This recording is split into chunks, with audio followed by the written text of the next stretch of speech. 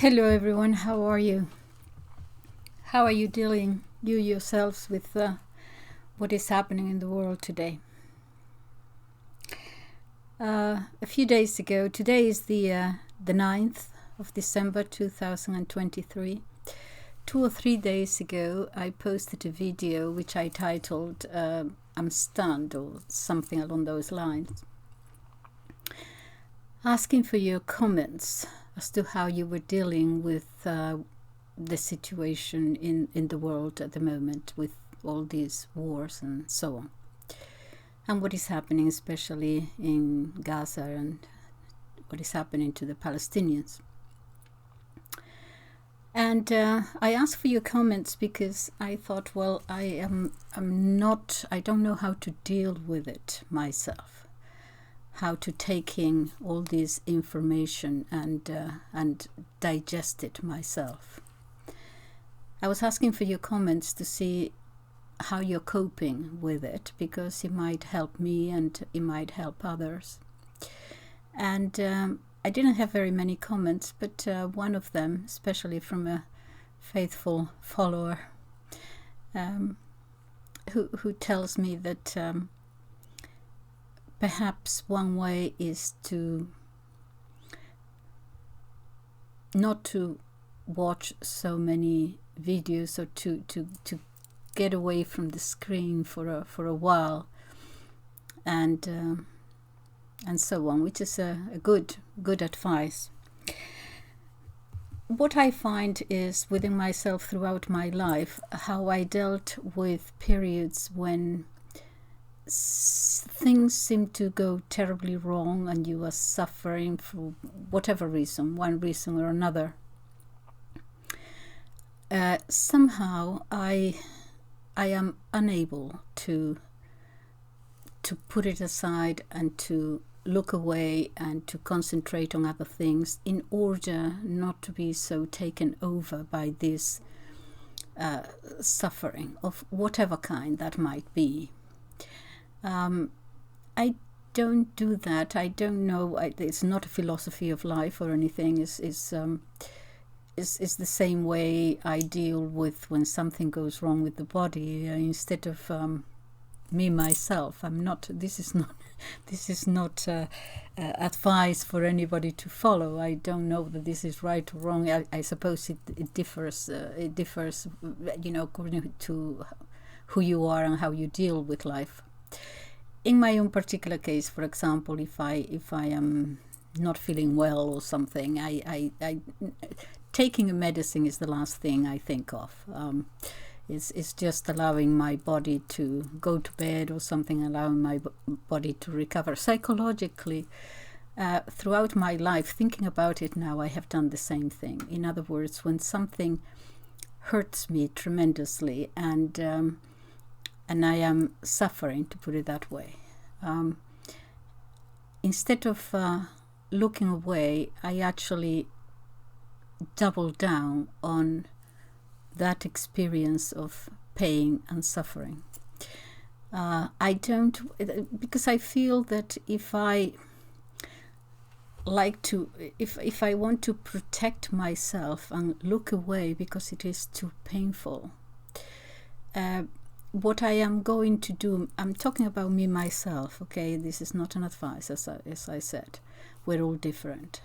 But the way I deal with it is that if I look away, it is true that the wound stops bleeding, as it were, but you're going to put it's going to create a scab there, a psychological scab, where, okay, you no longer feel the pain so much, or you stop bleeding, you stop the bleeding, but you see the scab is there, and if you then go back and sort of scratch it a little bit, it's going to start bleeding again. In other words, it hasn't, I'm talking in psychological terms, it hasn't quite gone away, still there. So my attitude is actually to just let it bleed, so until it stops by itself.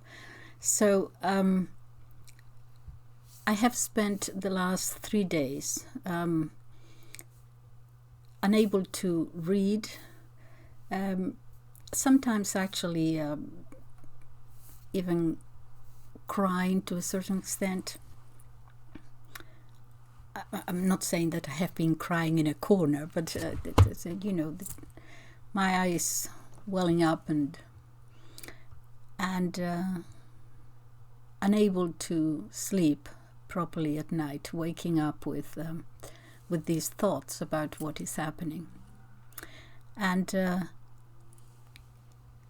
I have allowed myself to go through that pain. I don't want to put it away. I want it to be there until by itself, my soul or my mind or whatever it is actually comes to terms with it. And then, you go down to the very bottom, as it were, and then you come up again sort of restored and healed. I think that the body and the mind tends to do that, tends to heal by itself. But the one thing I don't want to do is to look away. So I haven't been watching everything. I have just been with myself, as it were, in a rather solitude, as it were, unable to concentrate on reading. I haven't been able to do that, which I do naturally, but I haven't been able to concentrate. And just continuously thinking about it and regurgitating in my mind what is going on and so on, going for a little walk here and there and just thinking about it all the time. So that's what I do. And I feel that after about 2 or 3 days, the pain has subsided to a certain extent, and healed a little bit, but still there, but I'm able to cope with it. And so what have I got now to talk about? Well, I'm just going to point out 1 or 2 incidents that are not the most important by any means or anything, but just as examples. Individual cases. For example, isolated incidents. Okay, so the United Nations Security Council and the vote there, and the United States being the only one who did not agree to the ceasefire. I'm going to take a different take here from most people. What I thought was, what I noticed was that the representative of the United States at the Security Council was an African American.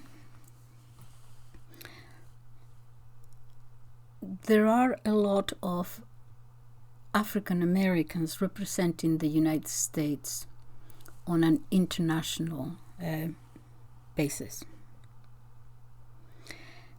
And I thought about this man who was representing the United States voting against it. And I thought, what is going on through his mind? He's doing his job. He obviously was told, no, vote against it. So he's doing his job. But I'm trying to put myself in his shoes. And this is just an example. I could mention other incidents. What is going on through his mind? Because being African American, he has a history, not him, but specifically, but his predecessors, his people, of suffering and humiliation and so on. How does he deal with that? Is that in his mind? Is that present in his mind or not?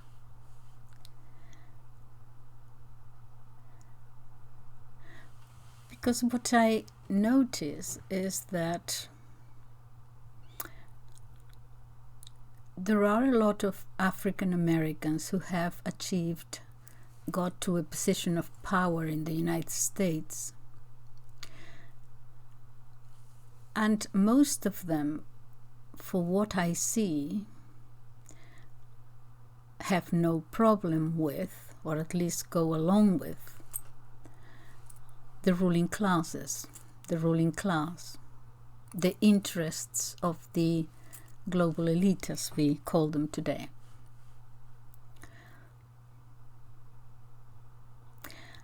I see,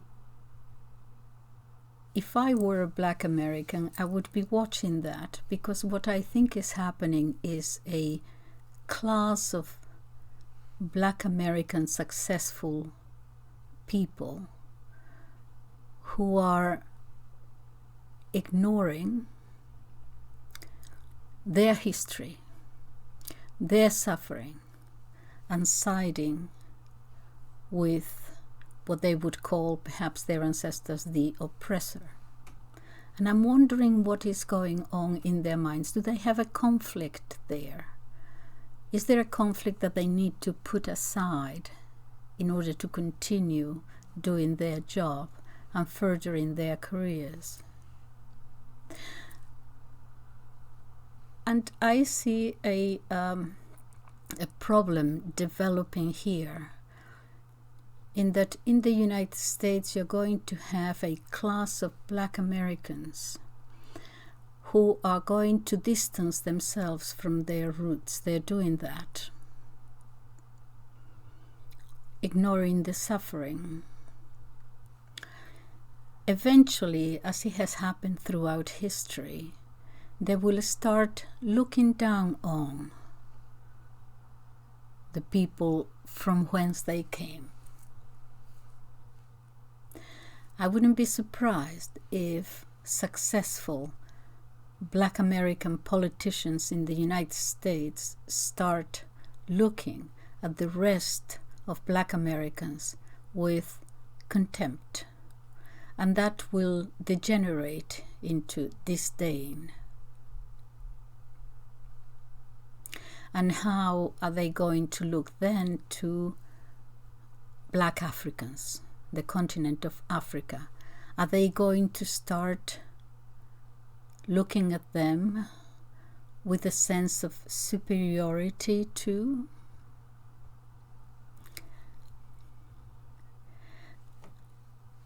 We have seen this before in history, how an oppressed people, when some of them are skimmed off and able to rise to the top,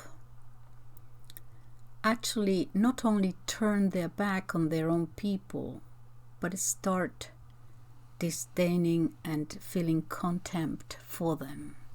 Their own people, they go against their own people. Not so much against all the others, but against their own. Think of history. Think of, in many cases, many Zionists haven't done that. It is as if there is a psychological need, in order to protect oneself and to protect that achievement, you need to go against your own.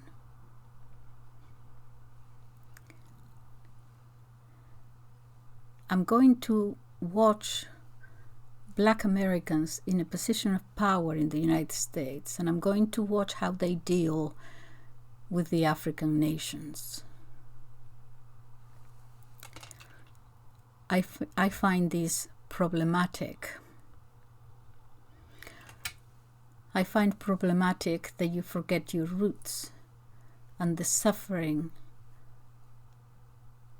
of those who came before you, upon whose shoulders and their suffering you stand, and then you ignore that suffering, or you use their suffering in order to promote yourself, claim rights, claim status that you have obtained by climbing on the shoulders of those, the suffering of those who came before you, and using that, the cries of others, to promote yourself.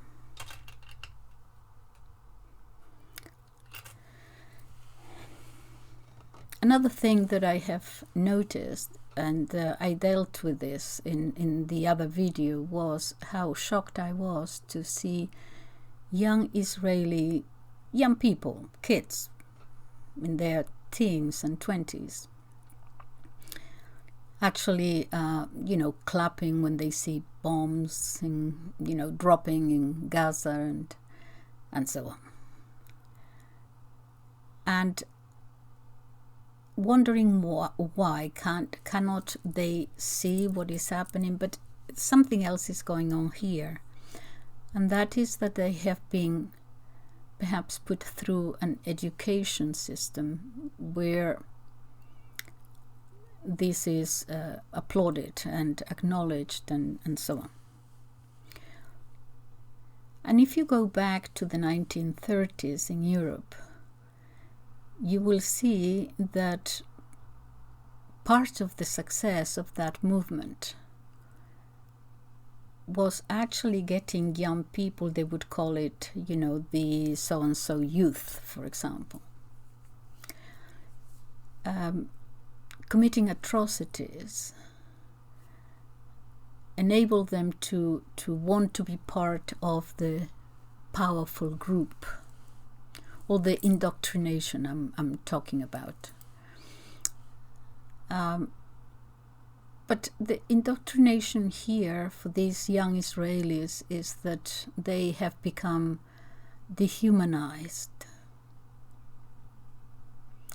I don't see how else one can look at it and see, singers sort of promoting this massacre. I don't see how you can see young Israeli soldiers going into shops and, with music playing, loud music, and destroying the shop and, just be happy about it. This is, you cannot do that unless you have been dehumanized to a certain extent.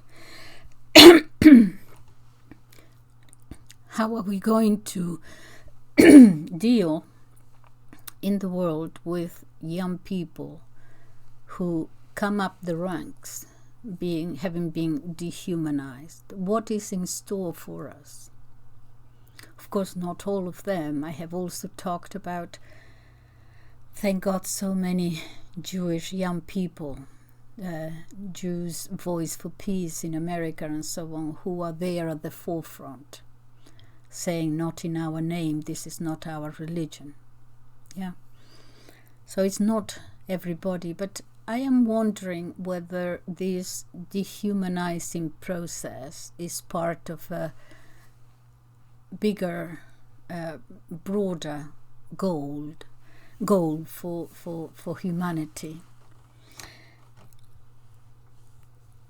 Look, take yourself back to for example, at the very beginning of this century, the Iraq War, and the 9/11 incident and so on, and that gave way to a lot of the rights that we had taken for granted being taken away. Think of the pandemic thing, okay? Before that, take yourself back to when Twitter, you remember this? When Twitter actually cancelled President Trump. It seems like a lifetime ago, I know, but if you can go back to that, how surprised we were. At that time we were surprised, saying, did they really do this? Did they really dare to take down the President of the United States because they didn't like what he was saying or whatever, because they didn't want him to win the next election or whatever it was? we were surprised at that. That was a sort of an awe and shock, psychological, another step forward. And so what happened after that? That many other people were. And it became sort of normal to use, to say for the powerful to say this is disinformation, this is misinformation, which means that this is against our own narrative. It must not be disseminated. We have to control the dissemination of this information. That is what they mean by misinformation and disinformation. And now we take it for granted. Here in YouTube, just little me here, I have to take care of how far I can go. So I'm self-censoring myself in many ways. By the way, I'm having troubles again with YouTube. I think I'm going to actually end up going 100% to Rumble, because I don't like having to think about the way I say things. I never say anything extravagant or anything. I'm just trying to speak the truth as I see it, but that might be problematic and so on. But do you see what I mean? We have already accepted it. It has become normal for censure. We accept it now. We take it for granted. So that's one more step forward.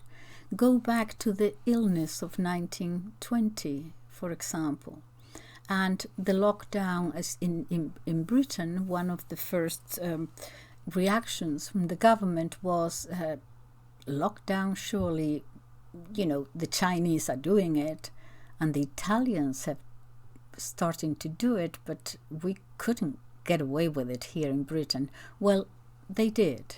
They tried it and it worked. And so look at another step forward for the powerful, in that they actually succeeded in us doing something that a year before, a few months before, we would have never accepted.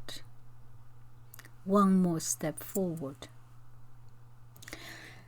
And now we are seeing, do you see the advance of how this psychological shock and awe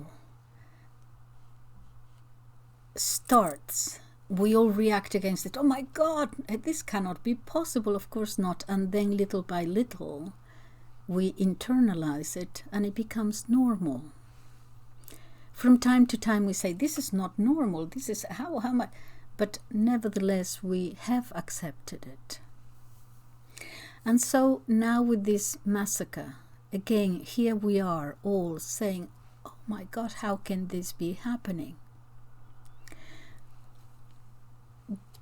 They, whoever they are, don't mind that. They expect it. But little by little, the demonstrations will be less and less. It will eventually become normalized in the sense of, oh, not again, that kind of thing, but or looking away. And if this, what is happening now, this massacre in Gaza becomes normalized in that sense, that we eventually almost expect it, what is going to happen to the rest of us? Because I don't think that this is going to be an isolated incident. I think the lesson is this could happen to anybody, anywhere.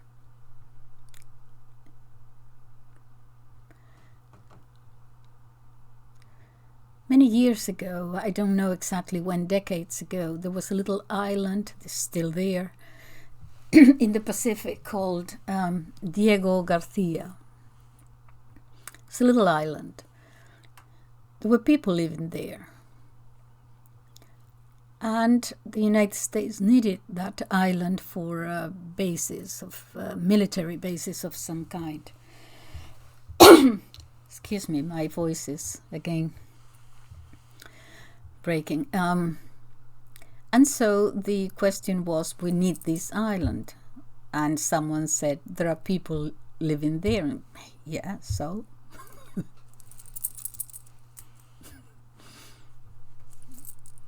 What's the problem? So the people were dispersed or killed or whatever it was. In other words, I'm dreading a stage where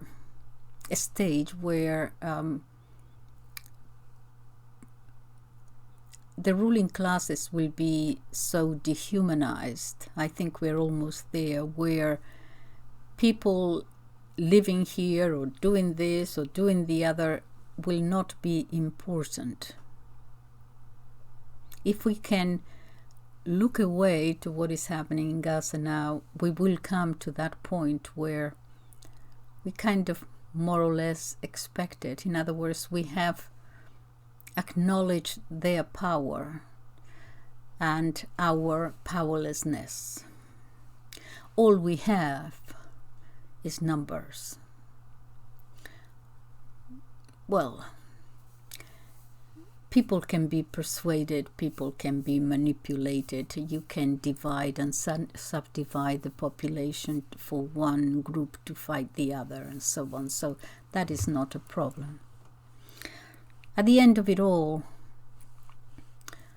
it seems as if all this outcry that is happening at the moment, at the end, it might be to do with not just the sole reason, but one of the reasons to do with money, with gas and oil being discovered in that area, and who is going to own it and profit from it.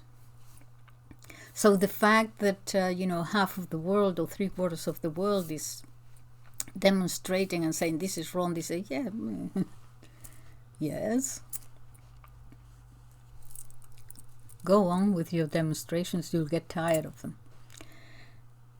We have to do this because ultimately this is our goal. This is what I'm saying, that we must not allow it. We must not allow ourselves to look away. We must have it there in front of us and keep at it. Because what is happening there is going to happen here.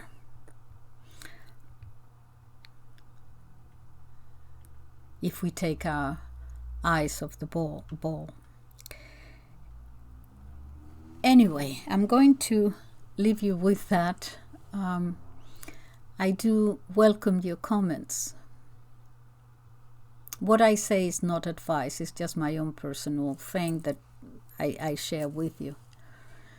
I have recovered for the last 3 days, and I will go back to my books and my things. Sometimes I was trying to say to you, look, this is just so horrific that why don't I just read you a story from somewhere and do something completely different, But I found myself unable to do that. I was reading about the history of Rome and the fall of the empire, and just the similarities, just human history goes round and round, and it has happened before, and how they dealt with it and so on. But I thought I'll read about it and then share it with you, but I was unable to concentrate, as I said, so I left it all. So I don't know what my next video will be on. It might be just a bad night story, something completely different, or whatever. But anyway, I have allowed myself for the pain to assuage a little bit, but I don't want to look away, because then I will internalize what is going to happen as normal. So I need to keep myself bleeding a little bit over it. But I am psychologically, I am recovered and able to talk and do whatever I do during the days. Okay, I'll leave it there. I am considering just going over to Rumble completely. I don't know how I'm going to do this. Yes, I want to share with you something else, and that is that the reason for perhaps going to Rumble, I know that I will lose practically all of my subscribers and so on, but I think I put my videos on YouTube, and then I transfer the link to Rumble, but doesn't work very well. I think I have about 10 subscribers in Rumble, but I have told myself that I need to stop looking at the number of subscribers, the numbers of views, because for a time I was looking at it and thinking that it is extremely important and so on, and I think that's dangerous.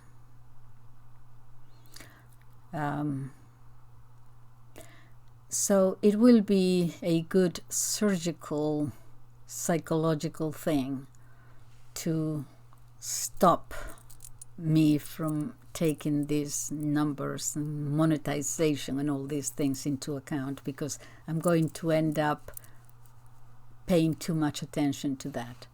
So I think I will start with Rumble with my 10 subscribers and take it from there, so that it will immunize me against thinking of monetization and money and subscribers and numbers and things like that. Okay, so I will keep you posted if you're interested in that. Okay, have a very good weekend. Bye bye.